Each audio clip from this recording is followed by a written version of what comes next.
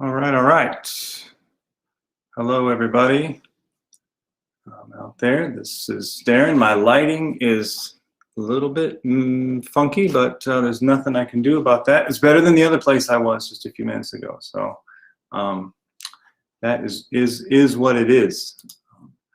Let me.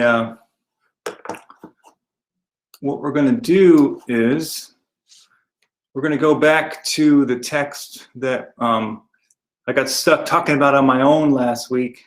You know, that's never good. So we'll go back and we can maybe get some help here to fix all the things that I did wrong. So let me find the text, Mark 9, 30 through 37. All right, let's go here.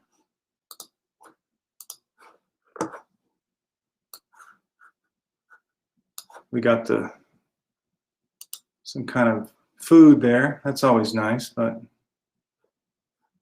all right, Mark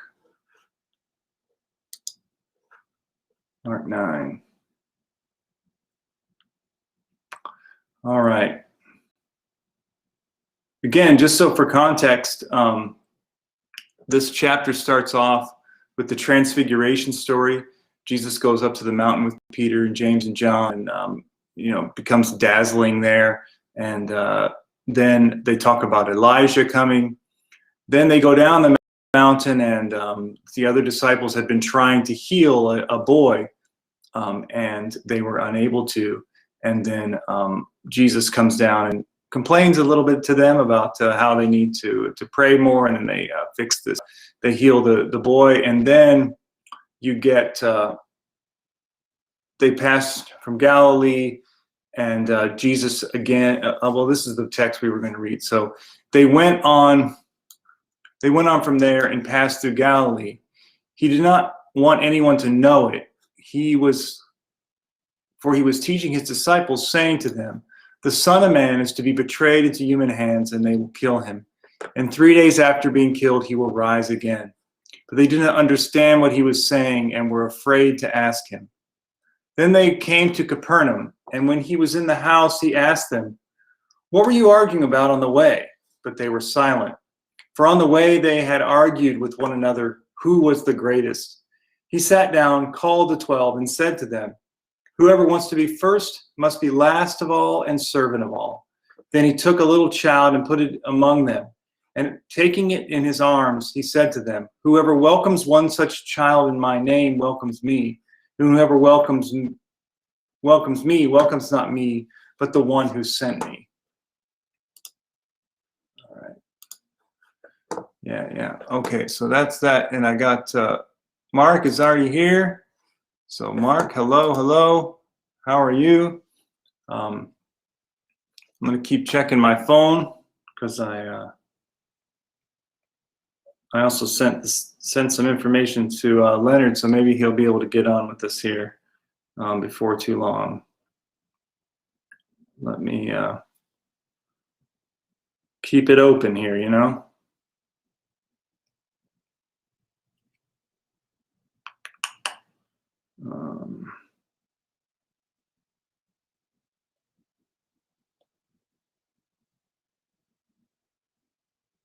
All right, well, anyway, can you hear me, Mark? I can't hear you, though.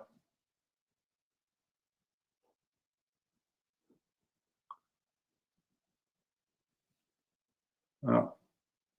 Maybe try to jump off and jump back on. See if that helps. All right, there's Leonard. All right. Can you hear me? Oh, I can hear you, yeah. Okay, good. I can't hear you, Mark.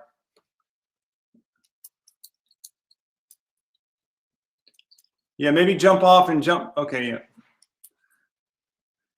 All right, excuse me 1 second. I'll be right back.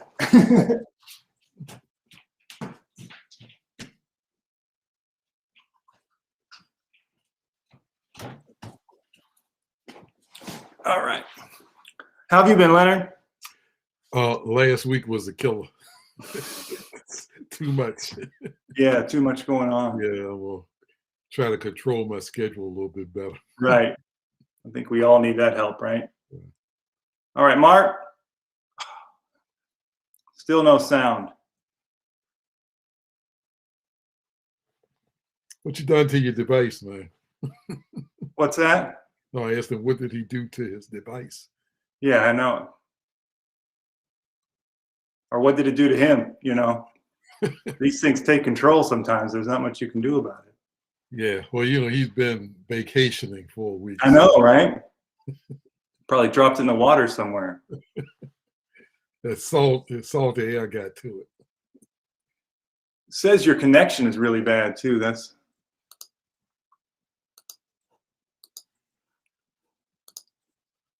yeah. I'll see if we can get him. Yeah, he's out there in the high rent district. Yeah, he's frozen over there. Yeah, but yes, you've been busy. Yeah, I had a newspaper. You know, I contribute to the Southside Sentinel, so that Three Rivers Foundation interview with a student, and I got an award Saturday and had to give a speech for that. So yeah, we just got to get those ready. Yeah, you just can't get up there and wing it. No. I think I saw the pictures on Facebook for that. Yeah, right. Yeah, nice. That's great. Yeah. So we're doing this 30 days of prayer for substance abuse. So I'm up for prayer, you know, at 6 every morning. Oh, yeah.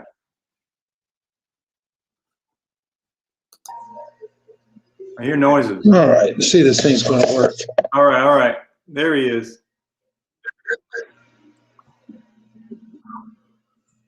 There's a little bit of an echo, but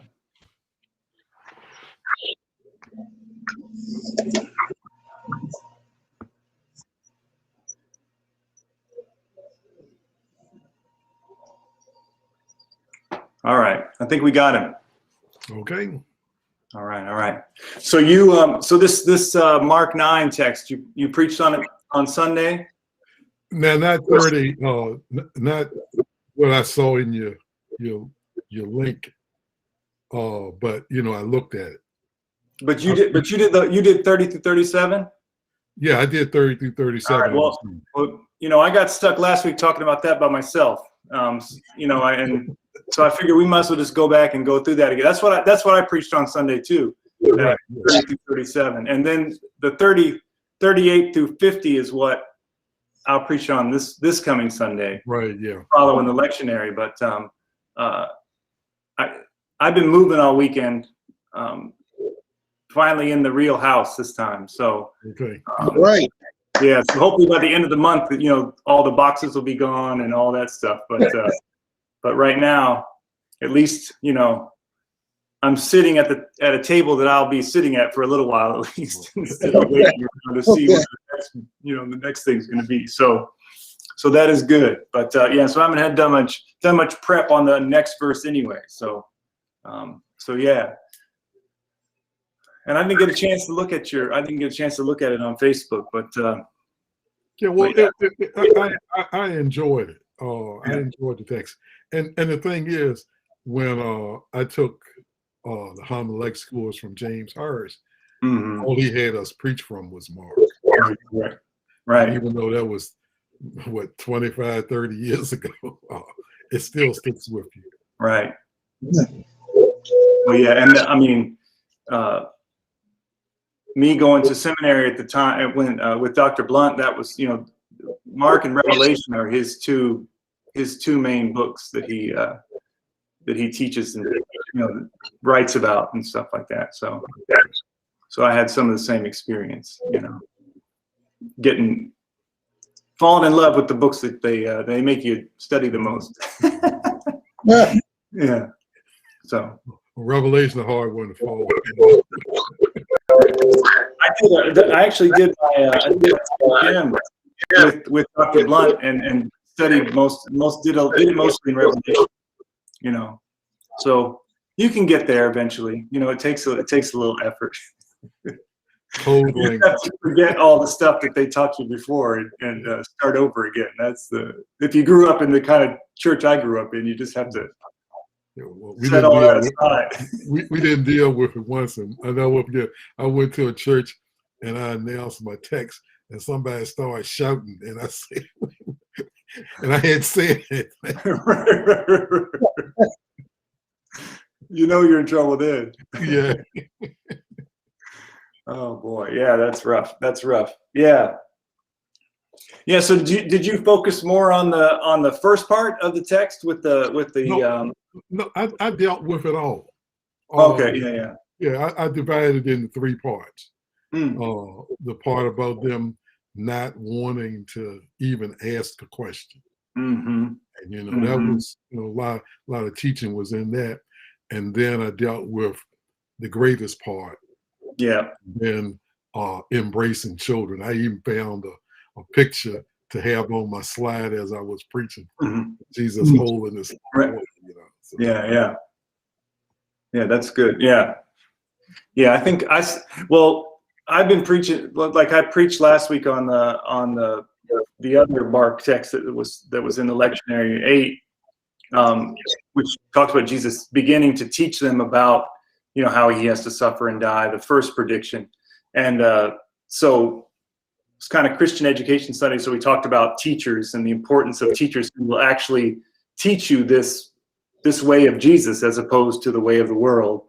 And then this week I focused on children, kind of following that same theme. And then I have nothing to do next week, but it's going to be something in the Christian education kind of realm.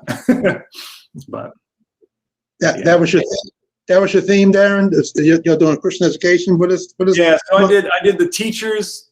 Okay. 2 weeks ago, and then kind of talked about children this week, and then we'll see what comes out of next week. Okay. So part of that text next week is like if your eye is bad, pluck it out, and that's there's a whole lot going on in that one. Yeah. Yeah. We might skip over that on the Monday night. That's a little that can get hard, but the first part of that text though was where they come and say that someone else is casting out demons in your name and want him to want Jesus to say to stop the guy, but he says, look, if they're not working against us, let's just let it go. That would be that's a good one. Church people need to hear that. Yeah. Yeah. Yeah. So I'll probably focus on that part instead of, and then if they don't listen, I'll cast them into Guyana. You know. Yeah. So anyway,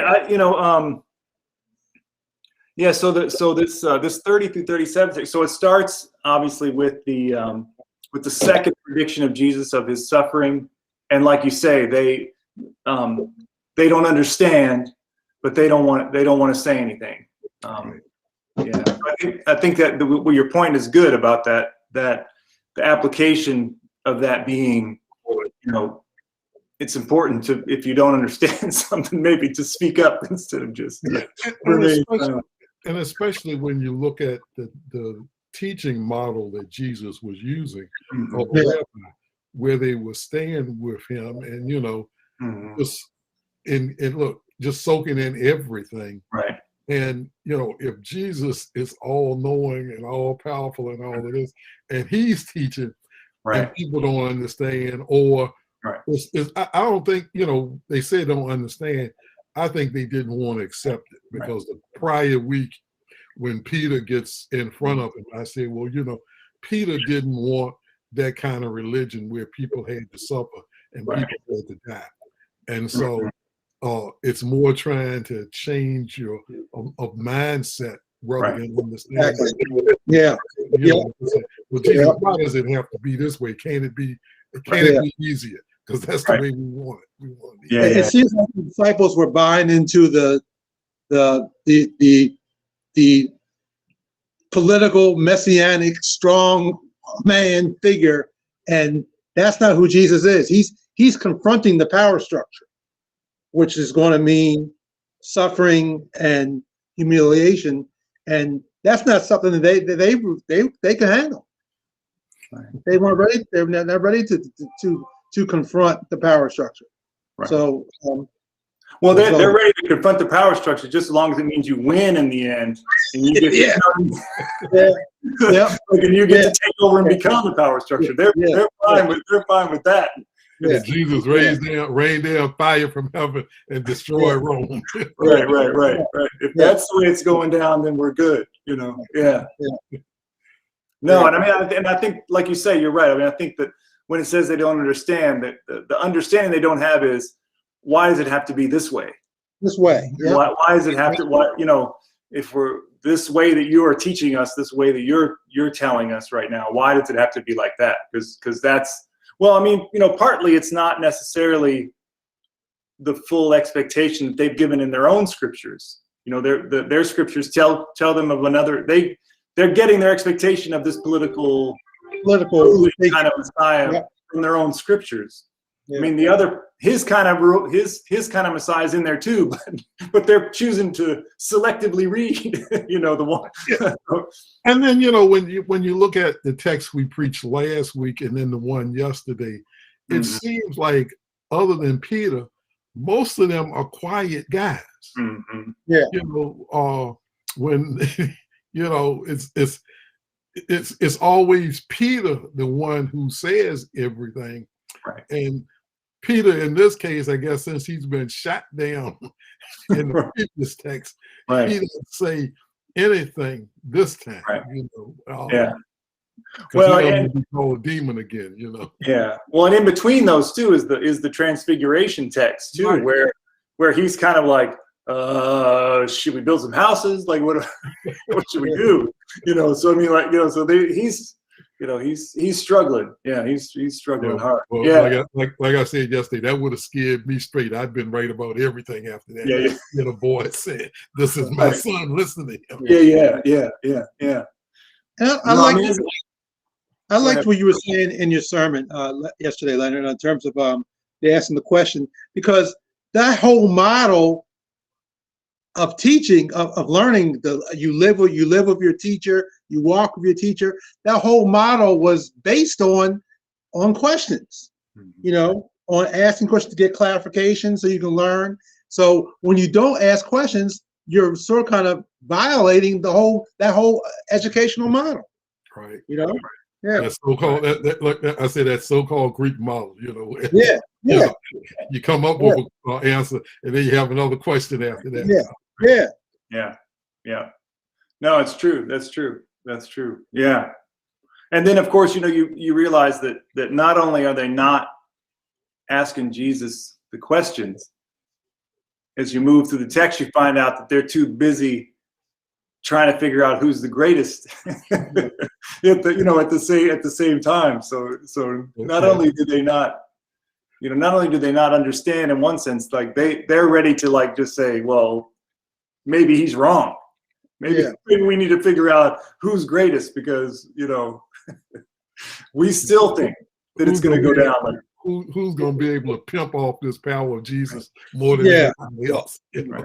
Because they're seeing some powerful stuff, and I mean just a quarter of a portion fell on them. Like I'm going back to the Old Testament where he said, give me bless me with a double portion. If they just getting a quarter portion, they could do something. Yeah, and I guess going back to that whole Greek model of learning, I always think about what Dr. Kenny used to say about education. Education is not about giving the right answers, but it's about getting folks to raise the relevant questions. Mm-hmm. And so there was definitely some questions that they could raise in terms of the issues that they were dealing with. But we have to teach folks, like you were saying in your sermon, we got to teach folks not to be scared to ask questions, because you're not only benefiting yourself, but you're benefiting folks around you, and you're also benefiting the community, because there are questions that need to be raised. If we don't raise them, then who will? Yeah. Well, it's real funny. I was talking about the capacity of CDC this morning, and another pastor said to me, Edloe, will you unpack that for me? And I was glad he asked that question, because I'm one of these professional nonprofit board members, and that's the first thing we look at. What is the capacity? Do you have the resources to do things? And a lot of the groups don't have that. So, I told him, I'm so glad he asked the question, because that's what I was preaching about yesterday. I told him, go back and watch the sermon, Right. Yeah. Well, I mean, I think church people in particular, we kind of get to this place where what we think is the thing is finding out all the answers, right? Finding out what are the answers that we need, when, like you're saying, really it's about moving from stage to stage closer in relationship with God by asking the right questions. Exactly. Following in the right way. I think that we need to, and many of our churches need to start getting folks to change their educational approach. When I was when I was Christian Ed director, and whenever I taught, if I taught Sunday school, Bible study, whatever, if it's an hour, you got 10 minutes of lecture. That's it. Otherwise, you're going to do small groups. We're going to do some scenarios. We're going to do all kinds of stuff in which folks are going to be interacting and find answers for themselves. And you see Sunday school a lot where folks just lecture, and that's okay. But we need to change that whole model. We need to have a model which gets folks to engage and ask questions, and find answers for themselves in light of their own situations. Yeah, and the thing is, we get this point where, either the pastor has all the answers, or the so-called biblical scholar in the church, and that's just somebody who can quote scripture, can't unpack it. They supposedly have all the answers, rather than, developing for yourself. And I don't know, Mark, you notice the way I teach, and it's a whole lot of back and forth, and I'm always saying to somebody, when somebody says something, I say, well, that helped me a whole lot. It brought to mind something that wasn't even in my mind. Right. And really, that's the thing I loved about when I was studying under Dr. Cannon. She didn't do a whole lot of lecturing. Yeah. I learned more in that course. Right. Because she made me learn for myself and answer questions and ask questions. Yeah. And I like the way how you do Bible study, in terms of, you don't do a lot of lecturing in your Bible studies. It's a lot of questions and trying to get folks to respond. I mean, because that's what we need to be doing. We need to get folks to feel comfortable with asking probing questions. I think folks feel like they're some folks feel intimidated, but we have to get folks to feel like it's okay to ask questions. And it's, you know, it's when, how was it? It seems like whenever Christians are approached by people outside the faith, and they ask them a question, well, they don't want to talk about it. Yeah. And really, I got shamed by some Muslims because they asked me the question about Jesus being lifted up just like the snake was in the desert. And I didn't even know the number story. See, so, you know, that's why we've lost our power. And I mean, I guess, Mark, that's why it takes so much time, because I realize, you know, I don't have but so many more years I'll serve as pastor, because just the age thing. And I don't want to be like Cecil Williams at Glide in San Francisco. You know, they roll him in a wheelchair. They got a lift to lift him up to the pulpit. Yep. I want to empower people, so when the next person comes, at least they know what to expect and won't fall for, you know, the Alpo that's out, because there's a whole lot of Alpo out there. Right.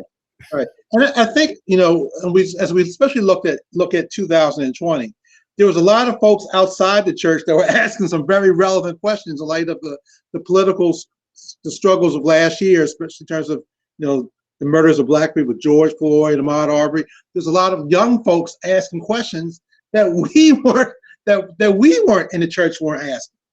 You know, so you know, we need to get back to doing that. Right. But you know, that next part too, Mark, is real. I mean, Darn, is real interesting too when you talk about greatness, because that's a problem we have in the church too. You know, we've become, you know, we've gone away from the model of Acts into one. It's just like I've forgotten what it was, Boykin Sanders or one of my New Testament teachers who said, you know, it was a house church. The women were in charge, but then when Rome says we're gonna take over, and they said who's in charge, they said nobody's in charge, and that's where we come up with all the structure. And like I said yesterday, Mark, I don't understand how with deacons, and they were ones who were to wait tables, and now we've suited them up, and darn, I label them the sin police to go around and tell them what they can't do anything.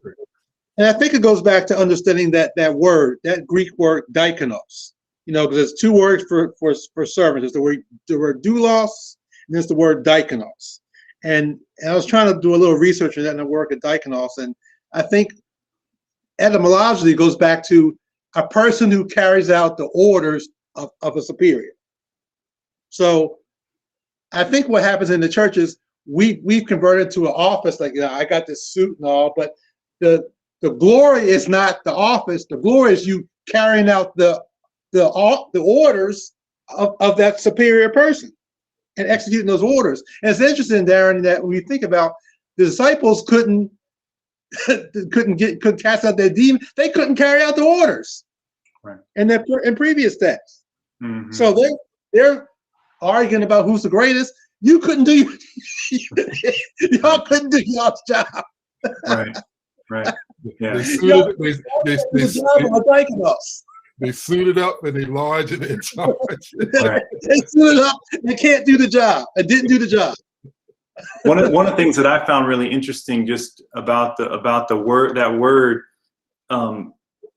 the last, you know, back in chapter 1, I think it is, all the way in chapter 1 or 2, whenever Jesus calls Peter, right, and they go into Peter's house, and his mother-in-law is sick, right, and Jesus heals the mother-in-law, and then she gets up to serve them, and that's, if I'm not mistaken, that house, that's the house in Capernaum where they are whenever that happens. So it's like an interesting balance in the text where we come back to this, and they are arguing about who's the greatest, and Jesus is saying, you know, maybe you should become like the mother-in-law, and be ready to serve, be ready to, to get up and serve is where you should be at. I mean, I think that was interesting to me, but I think, that greatness thing, especially when you think about what the text last week, 2 weeks ago, and the way that we, just the way that who we look up to as leaders and examples to follow, and people who we should be taking orders from. I think not only within the church, but in general in society, we get caught up trying to follow the orders of a bunch of people who just don't, they don't have any right ordering of their of their mind and where they're supposed to be going. Yeah. And and just like it says, you have to be the least. And then, when you go over to where Jesus humbles himself and becomes a slave or a servant and is obedient. Yeah. And if I'm understanding the difference between the word diakonos and doulos, a doulos is below a diakonos in terms of the social. When you think of from the sociological, I guess the Sitzen Leben as the Germans would say, in terms of understanding those words. So he becomes a doulos, which is even lower than a diakonos. So they really got this thing mixed up. Yeah. No, that's yeah. But it's just, I guess I don't call it refreshing or good, but to know that this has been a problem and it exposed, what would happen. And like I said yesterday, Mark, if it's in the world, it's in the church. Yeah. And that's the sad thing. And people, I try to get people to understand that you can't confine your Christianity to either just the worship experience or Bible study, because there are too many hours in the week. And and that was why I was telling the group yesterday, Saturday when I spoke. I said my faith is all of my life, because when you try to split it up, one is going to win. And just like what you say, you can't serve two masters. So if it's 168 hours in a week and you only spending 4 hours with God, who's going to win out. Right. The world. So that, and it's just like we were talking about when we did that study with Duran.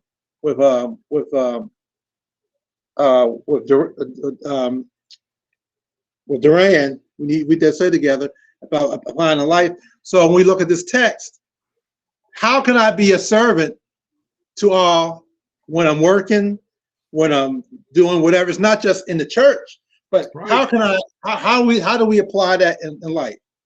It's right here you're saying. How do I be a servant when I'm doing my professional duties? Do I see my title as this, or do I say that I'm a servant of my coworkers? I'm a servant of my clients that I serve. How do we approach it? And the thing is, it's so sad how sometimes people in the church expect the pastor to be that way. When my pharmacy was in Church Hill when it was Church Hill, and so I had to be just like the least, or you all wouldn't be talking to me today. And so when I go to the church with that same attitude and break up the monopoly that a few families have, that the pastor only goes to their house, that's where I got in a whole lot of trouble, because they wanted to be the greatest, be able to say the pastor's coming to their house, having dinner. I tell this story often, where the lady was financial secretary of the church for 37 years, and I was the first pastor to go to her house and eat. So we just And Mark, have you noticed I stopped sitting in the pulpit? Yeah. I go up there to preach now. Yeah. I'm gonna take the chairs down if I can allow you to take the pulpit. And sometimes we got to do that type of symbolic action to try to get folks to think, okay, okay, we got to do stuff like that. That's symbolic action. Yeah. Yeah. Come on, Darren. We hijacking your. No. I like what you're saying. I like what you're saying. Yeah. I was just gonna say that the thing that kind of struck me and kind of the place I don't know if I communicated very well on Sunday, but what I was thinking about when Jesus takes the child and asks us to welcome and embrace the child, to do that, right? To truly embrace a child, especially if you think about the child not being, your child, not being, not being, part of your immediate family or whatever. That automatically teaches us what it means to be a servant, because you can't strive after the world's greatness while you're giving and embracing a child, right? I mean, you have to let one go in order to do the other, because the child can't. Your embrace of a child doesn't help your notoriety, your fame. The child can't give you money in return for whatever you offer the child. The child can't really couldn't even tell other people, that you're great. Yeah. Because you are automatically in the position when you welcome the child and embrace the child, saying, I'm not going to think about the benefit that comes to me out of this. I just know that I have to welcome and embrace this child. Mm-hmm. And then looking at that, I was reading something that talks about how the ancient Near East viewed children. Well, children were a blessing. He needed children because life expectancy was certainly shorter than it was in our time. So to go on, but also children were, sociologically speaking, at the bottom of the rung because they couldn't do anything. They were totally dependent. So on one hand, when you welcome a child, you're welcoming them the least of the society. Mm-hmm. So what Jesus is saying is, you want to be great, you welcome the least of the society. You embrace them. You bring them in and call them as part of the community. Right. Yeah. No doubt. I mean, it's like any kind of, even if it's your own child, and even if it is part of your family, in those times, the benefit that you would gain was a future, was a future thing. The idea, if they could survive long enough to carry on your legacy or whatever, and maybe even take care of you when you were older, then you might get some kind of benefit, reward out of it. But in reality, because the image I used was, there's this down the street from me. I'm like about 4 blocks from Lake Michigan. So sometimes I take my book or whatever, and I head out the church and walk down toward the lake. It gives me a little bit of a little relaxing, But they have this little splash park down at the bottom of the hill, and there's always kids playing around in there, and it's nice because you get to watch little kids and it's fun, and it's that's sweet, whatever. But I was watching these 2 little kids play, and I thought to myself, what if there's no parents around? What if you just see these 2 little kids playing here, and you have no idea who they belong to? What's going on with them? And then in this text, what does it mean for me to welcome these children? I have to basically set aside a whole bunch of things in my life to say, I don't know who you belong to, where you're supposed to be, but we welcome you, we embrace you. We welcome take those who are dependent and who are at risk. And I think about, you see what's happening down the border with the Haitians. These are folks, you talk about folks who are struggling and who are dependent. Yeah. And I think they're doing the mass deportations back to Haiti again. Yeah. Well, first of all, those are black and brown people, so that's one issue. And then these are black and brown people who have suffered so much catastrophe over the past 5 or 10 years. And what are we doing? We're sending them back. Right. Catastrophe since 1822. Yeah. They got their freedom and they had to start paying reparations back to the people they beat, you know. And, right. And then our government has been involved in a whole lot of stuff now, right? But you know, when I got to that part about embracing children, yeah, you know, my study when I was under Dr. Cannon was the rural Black church, and everything I read from Marcus Ellison to Harry Richardson to this other guy, the church has always had this anti-children, anti-fun thing. So in other words, you would come into church and you just sit there and be quiet. I never will forget, a lady wrote a letter to my mother one time saying, your son brought candy to church. You know? It's that kind of, and the thing is, so, and now that the children, you know, you go in rural churches and there are no children. Well, and, let me tell you what, you don't always have to go rural to find. But you know, Mark, I wish you could have come to New Hope Fellowship in the early days when a third of the members were under 18 years old. Wow. And you know, they've all grown up. Of that group there, I just got about 5 left. But I really think that's why, you know, the church was so blessed, because we had all these children. And just like you said, Mark, you know, the teaching method, you know, for the adults, I have a more structured outline, but during the summer, I teach the middle and high school students. And I just give them an outline with questions. And just like we're talking about this text, I give them the text and they have to write it up. And one of them has to get before the class and present it. And it just, they know the Bible better than their parents do. Because, you know, it's a rote memory thing for them.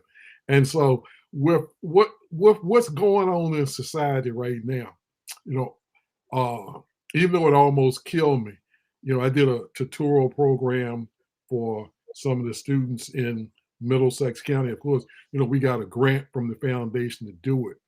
But when I saw the conditions, the reading skills, the math skills of those children, we've got to embrace children because, you know, you say you don't have to go to the rural area, but I mean, I always tell people there was a large permanent underclass when I came to Richmond, but when in the 1970, but in 2012, when I closed up the pharmacies, it was even larger because this thing is generational.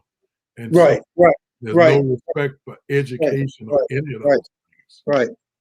And when we look at this whole, you talk about welcoming children. I mean, I get so pissed off with this whole abortion debate. It's theologically incorrect. It's philosophically incorrect.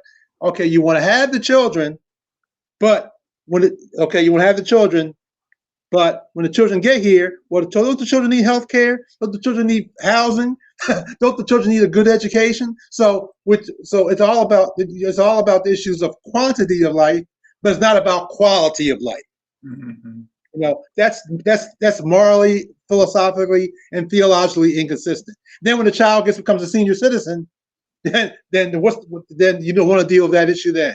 So at conception, we're going to fight about conception. We're not going to fight about the quality of life when the child gets born. Just totally inconsistent. Totally inconsistent. Yeah.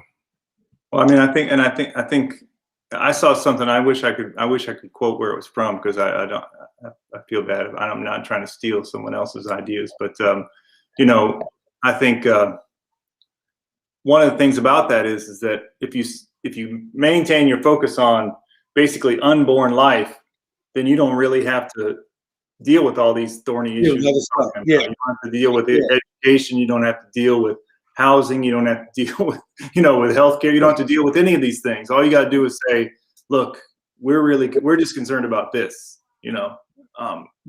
before anybody's born. That's what we're worried about. Yeah. And in my Christian ethics class, I teach so much about that. If you're going to be anti-abortion, there's a whole lot of things that as Christians we need to do in the church. We first got to stop shaming people. Mm-hmm. And remember I told you I had all of these children? A lot of them, they were single mothers. And because the other churches down there wouldn't even dedicate the children. So I started dedicating the children, embracing the children. And the next thing you know, they started coming to church. Their friends started coming to church. That's how this thing works. Right. And we had our anniversary a few weeks ago, and all of those children had grown up. They did little commentaries with their pictures. Yeah. And it's just amazing the foundation that the church played in them. And so we've got to, I tell them, stop paying attention to what the children are doing. Concentrate on the preaching. The baby cry, it don't bother me. Right. I know you were laughing at the illustration I gave about my wife. One Sunday, my wife was preaching, and her great niece was there. And so she got up and started walking around the church. And she came and stood right in front of the pulpit. And then she walked over to the side and got on the organ like she was trying to, tune with her foot. She didn't know how to turn it on. But my wife never missed a beat. And, and we get tied up on stuff like that. I mean, I one Sunday I was preaching, and this young lady, she had one of these little dogs and whatnot. And they said the dog was afraid to go down the steps. And I was preaching. The dog ran down the step, came down the middle aisle, ran around me, and went upstairs. And I said, don't pay attention to the dog, but I said, at least the dog got the Holy Spirit. But we get we focus on all the wrong things. Wrong things, if your hair's fixed and all that kind of stuff. I mean, children. I believe it, and I know it because I was a whole lot more spiritual when I was younger than I am right now. Yeah. And I think we take the God out of children because we've had the God taken out of us. And I think when we start embracing children more, I think there'll be more God in us because with children, I don't believe that Catholic stuff about original sin and all that kind of stuff. We teach them the original sin. Tell them, no, mom ain't home. Tell them I'm not home. When the phone rings and all that kind of stuff, or when they tell the truth. I mean, don't say that. It's wrong. But just tell them, that maybe that's, what you said is true, but you don't say it that way in front of people because you hurt their feelings. Yeah. Because children get very confused. And then, once you learn how to lie, it's real easy to keep lying. Yeah. Yeah. I like what you said about that about, how we take God out of children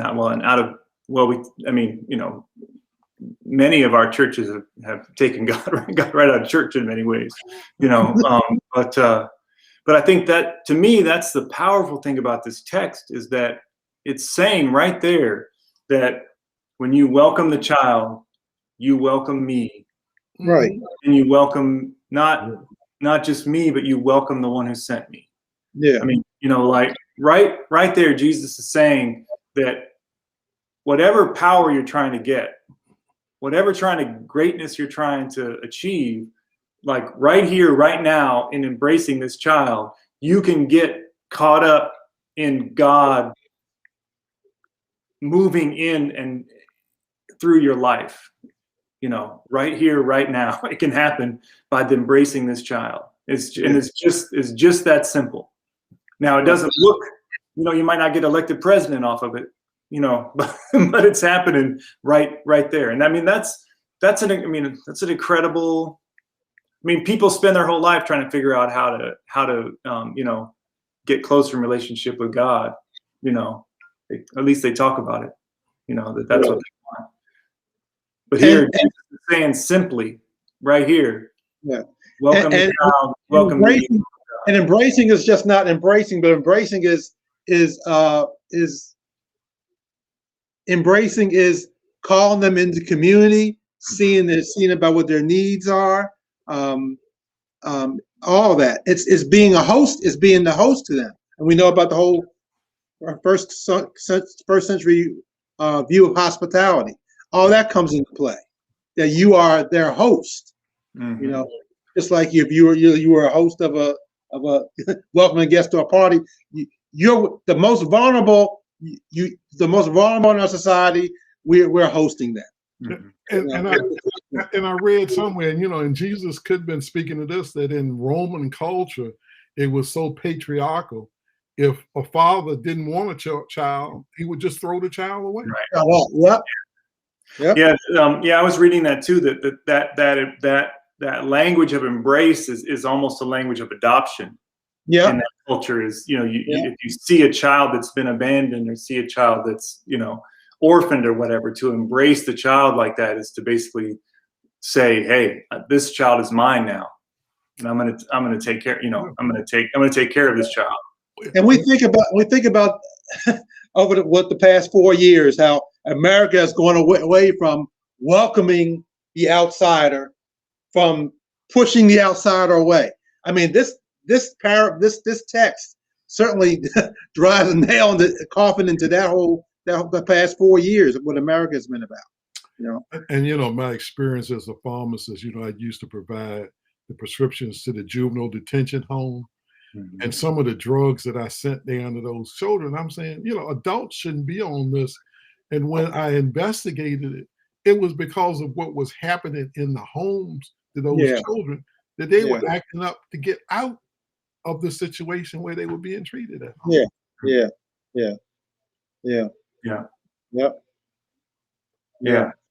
Well, and like you say, that the cycle of that, unless we find some way to break it, and obviously, unfortunately, throwing people in a detention center and it's probably not going to break the cycle anytime soon, but yeah. And I mean, and again, what it's going to take is groups of people willing to welcome and embrace these children, whoever they are, in a way that will show them and teach them what the path of life that Jesus is calling them to. Yeah. God has created all of us to walk down, and that is, I mean, you don't want to start talking like that in a church. Get yourself in all kinds of trouble, But and I mean, but that's the hard part, is that, I mean, that's kind of where we were talking about earlier, is that, we get so insulated inside our buildings and inside our groups or whatever. We don't have a message necessarily for the outside. When in reality, the whole thing is what God is talking about, there weren't even churches yet whenever this is happening, whenever Jesus is. And I think part of the text also, in terms of welcoming, also means being an advocate for those who are struggling. I mean, I think I saw something that the poverty rate, the poverty level in the country during the pandemic has skyrocketed. And we talk about asking the relevant questions. The relevant question is why? Mm-hmm. What are I always talk about this all the time. What are the macroeconomic factors which has caused the poverty rate to skyrocket? Even though after the pandemic, you saw the stock market continue to go up 10, 15, 20%, but that's not what's happening in the real economy of everyday people. So why did the poverty rate go up even as the market continue to go up? We need to be asking those questions as to what's going on, because that affects the least of these, the children. You know, and what I see every day in working my job, you know, in the Department of Social Services, you know, the clients I deal with in the city, I mean, a lot of them children are really, really struggling economically because their households are struggling economically. Yeah. Yeah. Yeah. Yeah. Well, and the hard part is that the church, even the broader church, doesn't really think about those issues very much at all. We're so busy thinking about our own very micro level stuff going on in our congregations that we find it hard to. I mean, for one thing, most of the people in churches don't know anything about it. You know, I mean, unless they're experiencing it themselves. So, you know, and if they do, then they kind of, know that it's maybe someone over there, that's dealing with this. But I mean, yeah, I think that just the shift into us realizing that we have a responsibility for all of creation, maybe would be the biggest thing that we need to start. And that goes back again to the education again, the educational model that we have to educate folks on some of these broader issues. I think I hear you saying, Darren, a lot of times that we're focusing in the church on what I call maintenance. And maintenance is important, don't get me wrong. But when we're so focused on our own maintenance, then we can't focus on these larger global issues, then that causes problems. Yeah. But when you talk about all of creation, and what I think Willie Jennings used this term super successionism, when we took the Old Testament and pushed the Jews to the side without understanding the creation story. Right. We lost so much with that. Yeah. And I was telling you about the article I had to write for the newspaper, and I was talking about the connection between religion and health. How right there in the first 2 chapters of Genesis, it's the same thing the doctors tell you when you got high blood pressure, diabetes, elevated cholesterol, or even arthritis, to change what you eat. Yeah. God says, here they are, the fruits and the vegetables you should eat. And then he goes into the 2nd chapter and he tells Adam to work the garden and keep it. And we say, exercise. Or change your lifestyle, change what you're eating, and move. And you've got the very same thing right there in the Bible, but we don't see it. And and the very fact that when I teach, and it said, and God said it was good. Well, at that time when you wrote good, it's the equivalence of our excellence. And if all of this is God's created is so excellent, why don't we appreciate it? And what God did, but we don't appreciate the other creatures. We don't create, the dome and the earth and all of that. And then when it gets there, we don't respect anything. So, whoever's the weakest, and that's children, they end up suffering. Right. Yeah. We have to understand these issues as you talk about this whole creation thing. I mean, climate change, because those who are being affected by climate change, especially in these countries or these economies that aren't doing so well, they're the ones that suffer. We look at this whole migration thing from Latin America. Well, a lot of that's because of climate change. Yeah. Lack of fresh water and stuff like that. Yeah. So we in the first world don't want to take action on climate change, and our negligence is hurting countries who are unable to provide for their citizens. Yeah. And the point is, they spent $12 billion to protect New Orleans. Well, we don't have enough money to protect everything. We're gonna have to spend just as much in Norfolk, more in New York City, and so but people and the church doesn't want to say anything. The church, theology is the original science. Yeah. It was the queen of sciences. And all because we, as you know, the church rejected reproducible scientific thing. We kick science out the door, and that's, you know, I get mad, but I can't get mad when people won't wear a mask, which science says will protect you, or take a vaccine. And like I said, to me, that's a miracle. But I saw something. They talk about how in third world countries they see miracles because they aren't dependent on so many things, but we have miracles in medical science, and we don't appreciate them because we got this messed up attitude.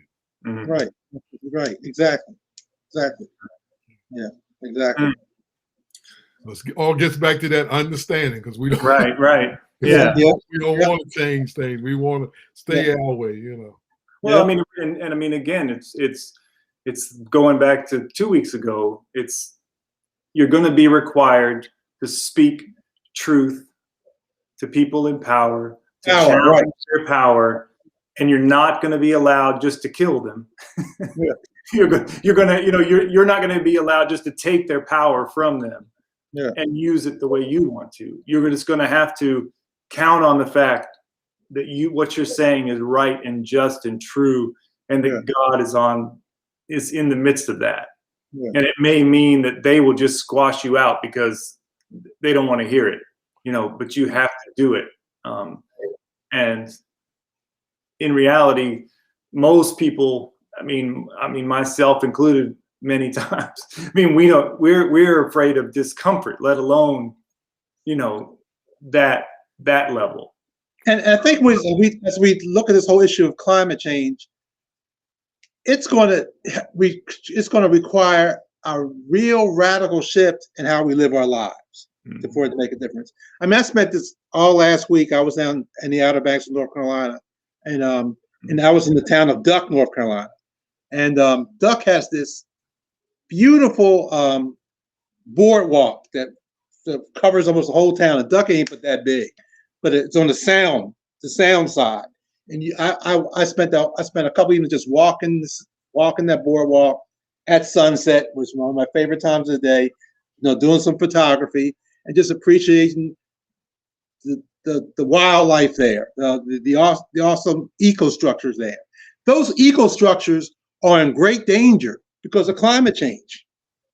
So the treasure of the Outer Banks is those ecostructures. And we don't do anything to change our lifestyle, all that's going to be gone. Probably in 10, 15 years, 20 years. Yeah. It's fragile. We don't appreciate the fragility of the creation. Well, see, we don't appreciate, we don't get a good interpretation of dominion. Instead of take care of, that means we do whatever we want. We dominate. We're going to dominate. Right. Yeah. Well, and it goes back to that question of greatness, right? Yeah. What are we using? What are we doing with all that we've been given? What are we striving after? Are we seeking to serve as many people as possible? Are we just seeking to some individual or nation state greatness or whatever it is? And then the other thing, Mark, so many of us we don't have any power. We're afraid to speak to power. I mean, it gets me. Well, I admit, I'm crazy, so. But I'm trying to get people to see things, but people won't touch. They won't touch facts most of the time. People are scared to lose what little power they have. They're scared to lose their positions. They're scared of loss. Well, and quite frankly, I mean, the thing is that for many people, I mean, even for people who have been brave and courageous in the past, many times you see that the change doesn't come, or it's taken right away again. Something might happen, but then it's pulled back again. And you spent all this time out, just yelling and fighting and marching and whatever, and it's like it all seems to be back at square one again. Yeah. I mean, and to me, that's one of the roles of the church is to take people in the midst of that frustration and seeming hopelessness and try to provide some hope, some perspective, some understanding of how God is present in that and what some level of vision that transformation might not take place in your lifetime. And that was the genius of the civil rights movement, that folks saw that they had the vision that this might happen while I'm alive, but it might happen for my children or their children. Right. So we have to get beyond and see it's not just about us. Right. It's about the next generation. And that's embracing the children too, right? I mean, that's that idea is that embracing the children. There's a future to this, That's embracing the children. Exactly right. Yeah. All right, fellas, I've held you here for a little over an hour now. It was good. It was good. It was good stuff. It's been really good. I'm glad, Len. I'm glad you could make it on. Good to see you, Mark. I'm glad you had a good time away. That's always good. Always. Yeah, good. Yeah. It was good. It was good. I'm hoping that in the next couple weeks I'll at least have I almost have my little office set up here. So hopefully I'll have it all set up and I'll be feeling. You'll be good.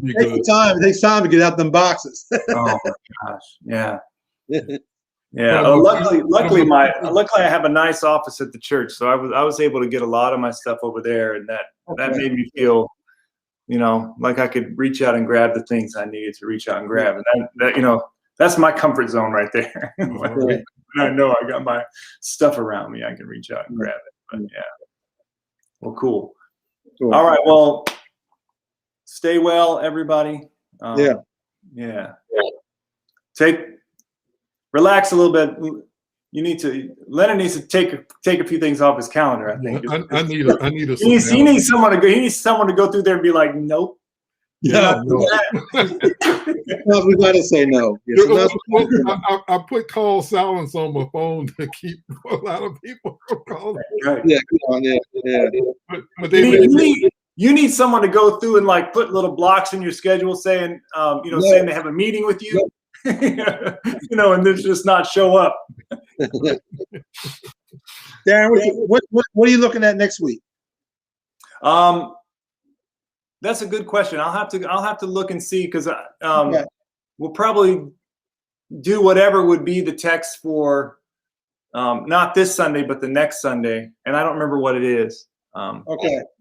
So I think it's in Mark 10, but it might be the Mark 10 text, the third prediction of his death, and then the one that ends with gave his life as a ransom for many. 10:45 or so, but I'm not sure. Okay. I'll send out a message. Yeah. Okay. And that'll be that. Will that be October already? Next week. No. We still in September next week. Next week's the last Sunday in September. Okay. All right. Well, good. I don't want the year to go too fast here. Yeah, exactly. Yeah. All right, y'all. All right, everybody. Okay. Take care. Take care, everybody. See you.